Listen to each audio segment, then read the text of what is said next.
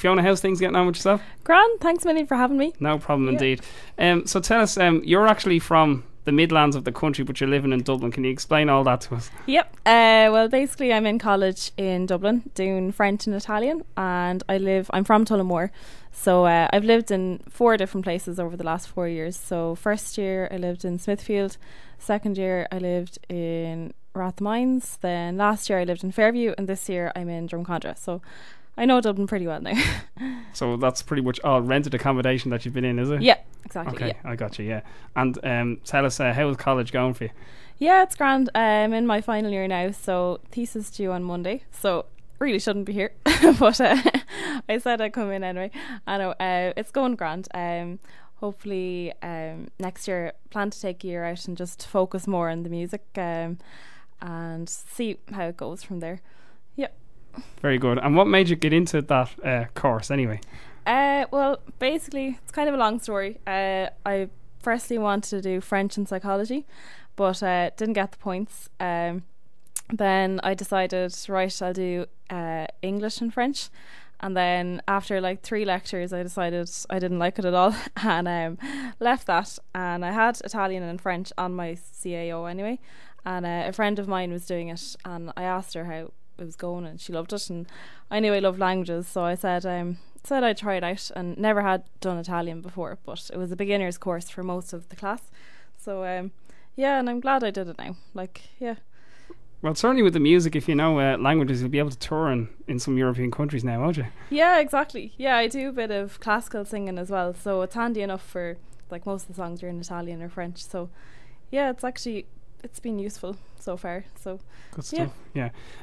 So in terms of when you went to school and stuff, did you actually study music for junior and leaving cert, or what did you do? Yeah, for both the junior and the leaving, I did music.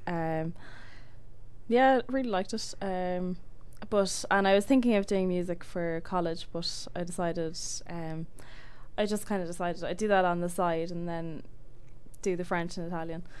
So have the academic and the music side kind of separate. So yeah, I'm glad I did that now. I think a lot of people as well can have different opinions in terms of their career mindset. They have 2 or 3 things they want to do, and sometimes you need to go and explore all avenues before you maybe decide what you want to do, don't you? Yeah, exactly. I kind of sometimes think that there's too many things that I want to do, so hopefully next year I finally get to like focus and get down to the music properly, like, you know. Mm-hmm. Mm.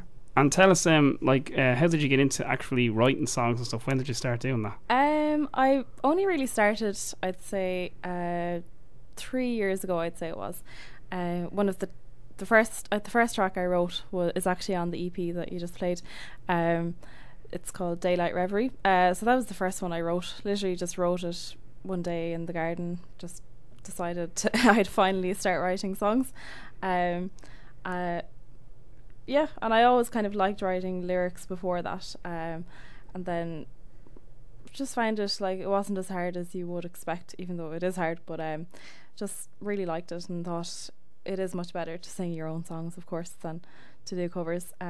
Before that I was doing covers of mainly kind of Eva Cassidy, Peggy Lee kind of songs, which I still love, still do sometimes, but yeah, it's much better to have your own songs, obviously.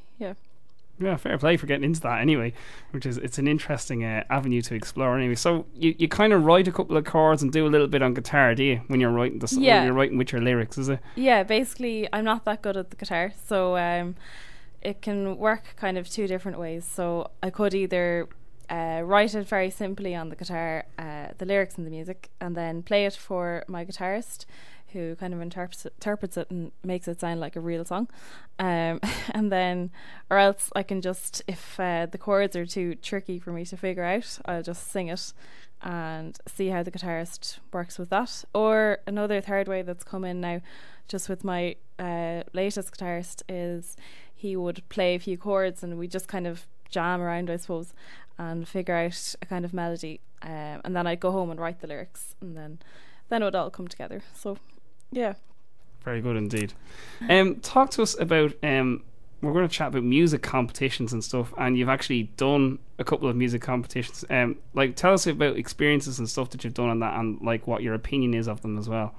Yeah, I've done a few over the years. one of the ones I did a Teen Idol one a few years ago. I entered into Ireland's Got Talent at one stage. I got to the judges, but the audition didn't go the best. So I suppose, yeah, it all depends on the day and that kind of thing. So I think you're kind of referring to the Voice kind of format, are you? Yeah, like I think they definitely can come in useful. I might enter next year. I'm kind of debating whether I will or not. They're definitely a good way of catapulting yourself into it if you're lucky. I mean, I know a lot of people who entered it who are very good, but it's just the format of these shows that they're not always the fairest. Of course, they can only choose a certain number, and you know, even the battle shows, they're battling like very good singers against each other, and they have to get rid of one. So of course it's definitely, you know, it's not fair at the end of the day. But I suppose, like, I wouldn't like judge anyone for going for it. I mean, I might do it myself. Yeah, so I kind of have a mixed opinion of it all. Yeah, I think a lot of people can have a mixed opinion on it, which is kind of, it's a strange one indeed. And we were mentioning about a couple of artists that we know. We know Jessica Pritzl and stuff. She's in it and in the live finals on Sunday, and fair play, and hope she does well and all. But also a few people have got knocked out, and you kind of feel sorry for them and go, well, they deserve another chance, and hopefully they will get another chance. Isn't that it? Yeah, exactly. I mean, I did the Teen Idol competition with Kate Gilmore, who was knocked out, and she's a great singer, so hopefully she will continue on and get somewhere. But yeah, they're just, I mean, that's just the name of the game with these shows, you know. Do you find it difficult as well? Like if you're trying to write your own songs and you enter that, it can be very difficult to say, well, actually, I'd like to sing my own. Like obviously the show's format, you're not allowed to sing your own songs. You must do covers. But like, do you feel that might stop you from actually doing what you want to do? Yeah, exactly. I mean, I heard a few of the singers do actually write their own songs in The Voice, and it's not really showing their true potential or their true value. Like they're all great singers, but yeah, it is definitely a shame that, I mean, you go to open mic nights and that kind of thing, people are very open to hearing original songs. Of course, it might not make for the most, maybe as exciting, but I think a lot more people would tune in, I think. If just to hear originality, and yeah, like real songwriting talent, I think is definitely a big part of music in general. Yeah. Do you find as well, if you were to do the Voice of Ireland, that maybe the judges picking a song for you would kind of put you off it as well? Yeah, definitely. I mean, you might like a song, or you know, but it doesn't always suit your voice. And you're the only person who's going to know what suits your voice perfectly, really, at the end of the day. They're not, like, I mean, they have so many acts to look over. They're not going to really know what suits your voice. So I think, yeah, I mean, I think the whole picking songs for other people is a bit ridiculous, really. Yeah. It's tough anyway. Yeah. So just going back to your own music now, you've put an EP and stuff together, and like, tell us, we're trying to promote it and stuff. Is there any like ways that you might try and put out a single in the near future, like maybe when you're finished your course, and look at a promotional plan on how you're going to go about the industry and stuff? Yeah, I think sites like iTunes, obviously, I think I'll try to get them onto that. There's a few ways you can just do that without being signed or anything. So yeah, that, and then just selling CDs at gigs, of course. But I haven't really been doing much of that. I don't know why. I think every gig I go to, I'm like, should have brought my CDs this time. I always kind of forget. But hopefully next year I'll like do it all properly and get real promotion and just figure out a plan for it all. Yeah. Yeah. And like, do you have like a couple of hundred of these printed out, do you? Not a couple of hundred, thank God. Oh, that's all right. I printed out 50, so they're nearly gone, thank God. Okay. Oh, very good. And like, did you just get friends and stuff to print these and do the artwork and various stuff like that? Yeah, I got a girl I knew from home, Lara Hanlon, and she did a great job in the photography and the artwork, and then just a site, cdduplication.ie, I think it was, to duplicate them all, and yeah, that was it. And then I recorded it with a guy called Mark Reddy, who's brilliant. He's just a total genius in the studio. So yeah, it was great to have all those people on board. Yeah. Good stuff. And it didn't cost you that much then to get this made then, did it? Yeah, it didn't cost that much. I mean, the artwork would have been obviously less than you'd pay for a professional, because Lara's in college, so she's not fully professional yet. But like, she did a great job, and yeah, I think it's important as well, if you're starting out in the music industry, that you find people that work related to the music industry that are only starting to get into it as well, and it means you kind of help each other, if you know what I mean. I know I was talking to Robert O'Connor last week about that, and he was saying like he has a photographer that's starting to make it in the industry, and he knows musicians and people who are doing sound and things like that. They're just they're trying to make a name for themselves in the industry. So if you pick people on to do your album, whether it's the cover or the recording or whatever it may be, that it's helpful that they're trying to make a step in the industry as well as yourself. So they're all a team and all helping each other. Yeah, I think that's important, isn't it? Yeah, I think even going to open mic nights, you always meet kind of like-minded people, and you make so many contacts, like not in a kind of cynical networking way, but like real people that you actually will have something in common with. And for example, one guy I met at an open mic night did backing vocals for his album, and I'm doing backing vocals for one of his gigs soon. So yeah, I always think that any chance I can take to meet kind of new people in the business, I suppose, is definitely worthwhile. So yeah, definitely worth it indeed. Yeah. Tell us, you haven't played in any bands or done anything like that. Is it all solo work that you've done throughout your life? Yeah, it's mainly solo work. Yeah, mainly solo work. Apart from that, as I said, I've done backing vocals for a few bands. The Spikes, I think they're quite well known around Dublin. Then there's Rob Matthews, my friend who I just mentioned there. We'll be playing a gig on the 16th of March in the Slaughtered Lamb with the four of us. I actually hadn't heard of them, but apparently they were really famous. Yes, Oh Mary, you remember that song? That was their most famous tune. Yeah, other than that, Oh Mary, why don't you make some sense? You know that song, eh? Oh yeah, I think I know. That's the only song I know of them singing. Anyway, I don't know what else they've been ever famous for, but they're making a reunion and stuff. So is that gig on in Whelan's or something? Is it? No, it's the Slaughtered Lamb. The Slaughtered Lamb. You were saying Malahide. Okay, so they're playing that gig. I think I saw a poster they were playing another gig in Whelan's or something. I'm not too sure anyway, but I think because I know I saw a sign for the four of us. I think it was Whelan's, but it's not the same gig you're playing, but you are playing with them, which is really good. Yeah, so mainly solo work, yeah. Mm-hmm. But I'm definitely always open to teaming up with musicians and collaborating and stuff like that. Yeah, definitely. So whether it be, whether you get to do backing vocals for someone's track or vice versa. Yeah, I'm always getting in touch with people saying like, if you ever need a backing vocalist or whatever, I'm always free, because basically just do as much as I can, like, not just solo work. Definitely important. Yeah.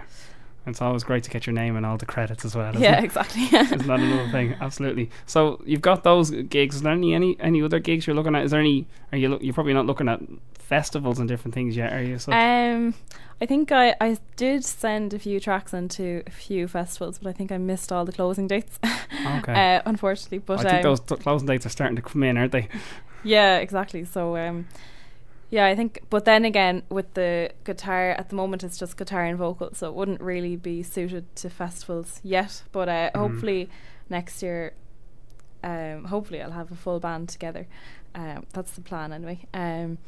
But yeah, no gigs actually coming up at the moment. But if you check out my Facebook page, of course, facebook.com/Fiona Dunkin, Fiona Dunkin Music, you can check out any gigs I have planned and open mic nights and that kind of thing. Yeah. Cool. Yeah, indeed. So any favourite gigs that you've played in the past then? Yeah. I'd say my favourite gig was in Bewley's Cafe Theatre. I played support for Emmett Scanlon and What the Good Thought. I don't know if you know them now, but that was really good. Just, I suppose, the three ingredients that make a good gig for me are sound, how your voice is that day, because it could just be, it's kind of a fluke sometimes, and then the crowd. So those three ingredients were there that night. And then what else? I played support for Julia Turner in Tullamore at one point. Well, I was working in the pub, Hugh Lynch's in Tullamore, and basically I said, can I be the support artist for her? And yeah, I got that, and support for Luca Bloom as well. So they were really good. Just, I mean, because of, you know, them being, Yeah, they're well known in the Irish in the music industry. Yeah, so fair just because play. I really like them, that made them great gigs. So yeah, a few great gigs now. Yeah, I like your 3 ingredients. That's something I must write down. Yeah. So it's voice, crowd, and sound, is it? Yeah. Okay, yeah. there we go. That's something I can mark down for the songwriter club anyway. Yeah. To say to people anyway. So tell us, do you find being an unsigned artist very difficult? And what difficulties do you face being an unsigned artist? I suppose the main difficulty would be money and getting gigs, I suppose. It is quite hard to, I mean, open mics are great, and I suppose it's just getting the audience. I suppose it's the promotion and that kind of thing. And then, of course, money, like money for recording, that kind of thing. It would be nice to have kind of, I don't know, like to be given that money, obviously, and then like actually make the money back. But yeah, I suppose they're the main things. To use a state-of-the-art studio, is that what you're yeah, exactly. Although it's great now because everyone can actually record their own music, which is a good thing and also a bad thing, isn't it, in many ways? Yeah, like there's a lot of the kind of YouTube generation, like sitting in their bedrooms, like, you know, and getting through to thousands of fans, which is actually, I think it's a great thing, really. It kind of means it's not limited. I mean, money doesn't limit everything, so that's a great thing. But yeah, obviously, like no, I think it's a good thing, really. Actually, yeah, it's amazing the way there's so many singers out there, and they mightn't necessarily write any songs, but they just put loads of covers on their YouTube page and then get hundreds or thousands of hits, which is it's a good thing, isn't it, really, that they have the chance to do that. But sometimes you like to hear original music as well. Yeah, exactly. I suppose you don't really hear that much original music on YouTube. It is mainly the domain of covers, like but check out this person, they have an amazing voice, and like there's so many hundreds of thousands of people have amazing voices, and especially in Ireland as well, which is a really amazing thing that we all have. Yeah, I don't know how all these YouTubers get so many views. Yeah, I was trying to figure it out. I just hope the world isn't stalking all our singers in this country. That's what I get worried about now, I have to say. Yeah. I don't know if I mentioned in the show, but today is actually a significant day because it's Wednesday the 29th of February, which is a leap day, so happy leap day to anyone, to you listening in. A significant day, I suppose, because we have 365 and a quarter days technically in a year, but we can't have a quarter of a day, which is only 6 hours, so we have to try and make it up over 4 years, so to get the extra day, 6 quarters, all that sort of crack. I just wanted to mention that at some point in the show. But anyway, back to Fiona Dunkin, who is our guest here, was on during the week here on West Dublin Access Radio 96 FM. Tell us, do you hope to maybe in years to come make an album and get a load of your songs together and put it together and all that sort of thing? Yeah, hopefully that's the plan anyway next year. I might or might not be doing a master's, or I might be taking a year out, but either way, hopefully I'm going to try and get an album together. But I wouldn't really use the tracks I've already done. I think I'd just come up with I just use other tracks that I actually have and I haven't recorded, use some of them and write some new songs. So yeah, hopefully like that's an aim anyway for the end of next year. We'll see how that goes. Yeah. So you want to move on with new songs rather than going back and tidying them up and fixing them up. Yeah, exactly. I mean, when I wrote that EP, like I was only really getting into songwriting. So even though I do like it, I think that there's definitely other things I want to do. Yeah, so maybe just like take a tiny bit of a different direction, but not too much. But yeah, just to have something fresh and new. And tell us, just in some of the songs that we've played and that, like, tell us, like, what are they about and stuff? Do you have particular stories or any topics that interest you when you go to write songs then? I seem to have, I've noticed some sort of an obsession with woods. And it's on the cover of my EP as well. A lot of my songs are like kind of set in woods or something, and like that'd be normally how I'd start writing them. So yeah, woods. I mean, sometimes songs would just come to me out of the blue, kind of. Well, not very often now, but a song will kind of come fully formed, which sounds a bit strange, but it almost does. Like I normally write my songs actually very quickly, and I normally don't really change much, which I don't know if that's a good thing or not. But yeah, I'd say the main theme would be kind of woods, forests kind of thing. I suppose there's a forest at the back of my house. That could be something to do with it. That's the significance there, yeah, isn't it? I have no idea. It could be. I think it sounds like Sting, because he seems to write songs about foxes and woods and different things. Sometimes he can write about strange things and walking on moons and whatnot. Yeah. So maybe you're getting that philosophy from him anyway. Yeah, maybe. I don't know. I just come up with that anyway. And can you tell us what music do you actually like to listen to? It's a real mix of things. Kind of folk, pop, rock, everything kind of thing. So at the moment I really like Bon Iver, James Vincent McMorrow. I saw him in the Olympia recently. He was really good. James Vincent McMorrow. Then Iron and Wine. I love Biffy Clyro as well. I really like Lana Del Rey at the moment. Yeah, she's a kind of controversial topic, I suppose. And then after that, the kind of classic jazz singers, Nina Simone, Peggy Lee. I love Eva Cassidy as well. Nora Jones. So yeah, a real kind of mix of things, I suppose. Yeah. Okay. So do you refer that back to your own music then? Do you kind of like to perform easy pop listening, maybe sometimes folky kind of songs, is it? Yeah, well, it's I don't know, I think it's kind of a mix between folk and jazz. There's a bit of jazz in there, yeah. Yeah, I suppose I do. Like, they're definitely all influences. Like, I wrote one of the first song you played, actually, Find Me, after listening to a Biffy Clyro song. I just wrote that after that. So yeah, they all influence the music, I suppose. It's amazing as well. You can listen to songs and get your own ideas, or maybe you find your own lyrical ideas that if you listen to a song and go, well, if I had wrote that song, I would have wrote it this way. Do you probably find that yourself, do you? Yeah, exactly. Yeah. Yeah, that does happen. That does happen quite a bit. Yeah. Yeah, you could have a song in your head and then you start singing something else, and then that becomes your own song. So yeah, it's funny. Yeah. But you're kind of wondering, am I copying or stealing someone else's song? Yeah, I suppose. Yeah, but there's only so many musical arrangements you can have, isn't there? So you eventually end up copying some big pieces of tunes somewhere, don't you? Yeah, along the way. Yeah. But it's just all about trying to make it your own as well. Yeah, I suppose that whole Beatles thing, they only had 3 chords or something in most of their songs. Yeah, so I think as well they didn't have a mixing desk so big. I think they only had 3 or 4 tracks.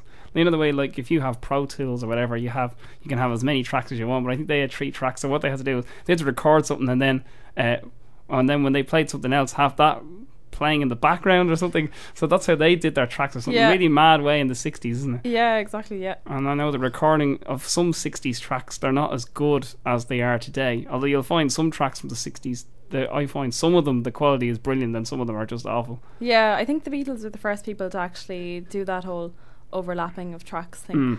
So yeah, there's a new concept in music, I think. Yeah, don't know how they did it before that. Yeah, because you think of all the technology when you go into a studio and you're going, geez, what did they do before technology? You never think of it, it's never conscious of it, eh? Yeah, exactly. Yeah, I think a lot of artists are kind of trying to revert to that old kind of sound now, the kind of distorted kind of thing. But yeah. Cool. And apart from doing music, do you have any particular hobbies you like to do? Yeah, obviously languages. Love speaking them. What else? Have an interest in politics. What else?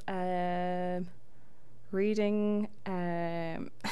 All the kind of usual boring kind of ones. Nothing really too interesting, I don't think. No, I think that's it. Right, so you're sort of a reader or studier or that sort of thing. It's that kind of your thing, is it? Well, yeah, I suppose. Obviously love going out with my friends. Yeah. But yeah, I suppose it's just... Yeah. You're not a sporty person, no? Not that sporty. I used to play tennis, but I was really bad. And I'm really small, so kind of every other sport Well, that's my excuse anyway. Okay. Well, Justine N in Ardennes didn't use that excuse. Yeah, I think eventually she had to retire to use that excuse. I don't know.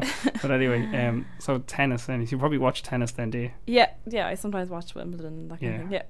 They're actually playing there. They're actually going to play the Wimbledon venue twice this year because they're going to play the end of June, the Wimbledon tournament itself, and then the end of July they're going to play the Olympic tournament because the Olympics is on in London. Oh, right. So I was checking that out. So that's there's a couple of tennis tournaments for you to watch anyway. Yeah, my brother's actually working in the Olympics, so I might see if I can blag my way in. Oh yeah, do. Absolutely, yeah. And just in terms of your future with music and stuff, are you looking to play the singer-songwriter nights again? Maybe when you're finished your thesis and things like that at the moment, is that the plan? Yeah, basically all of that kind of stuff is getting in the way, but there's a lot of open mic nights around Dublin, like there's, you're kind of spoiled for choice as well. I suppose one of the best ones is the Zodiac sessions in Bruxelles.